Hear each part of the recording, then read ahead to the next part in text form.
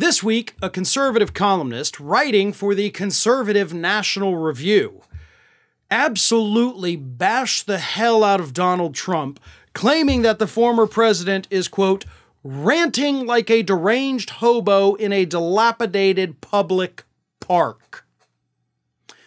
And it actually gets even worse than that, but I want to stress the fact before I read the rest of this, that this is a conservative columnist in a very popular conservative publication, the National Review. And clearly Donald Trump has lost that very important voice with conservative voters. That's probably not going to bode well for him in 2024.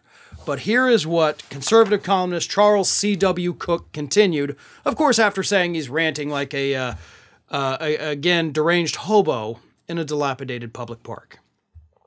Throughout his public career, Trump has resembled nothing so much as a drunken talk radio caller from Queens, and, on Truth Social, readers get the treat of watching him at the zenith of his rhetorical powers. One moment he's proposing that the solution to the Supreme Court leak is to arrest the reporter, publisher, editor, you'll get your answer fast, or if that fails, put whoever in jail. The next, he's describing the prosecution of his business associate Alan Weisselberg as, quote, the greatest witch hunt of all time. He can do anything, that is, except focus on the world outside, where the problems that Donald Trump once used to propel himself into the White House remain real and pressing whether or not he chooses to engage with them. So not only is this columnist, Mr. Cook here, pointing out that Trump's ranting like a lunatic, but he's also saying you're also ranting about things that nobody cares about. Where's your talk about the issues? Where's your solution to the problems? You know, when you ran in 2016, you pretended to have solutions. You came up with a couple ideas, or your advisors did, whoever, but you were pitching things. They were terrible, but you were pitching them. But you don't even try that anymore. Like, you're just out there, like he says, like a drunkard on a street corner, ranting and raving. The kind of person who, by the way, if you're walking down the street with your family and you see this person on the street corner, you're going to cross the street and go to the other side to get away from them.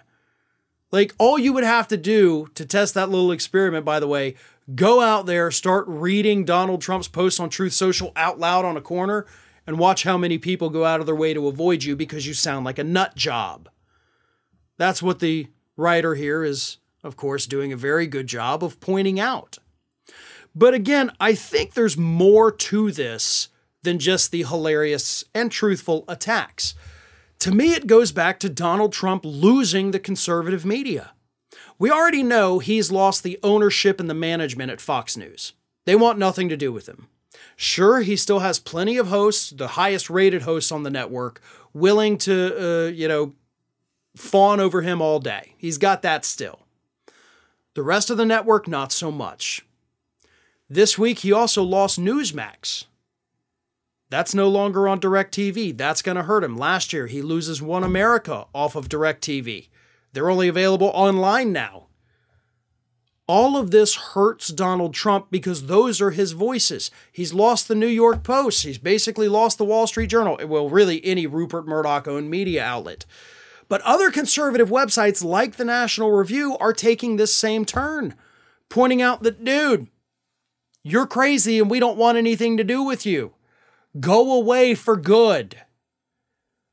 He is not going to be treated the same way he was by pretty much all of the media, not just conservative, but all of corporate media in 2016.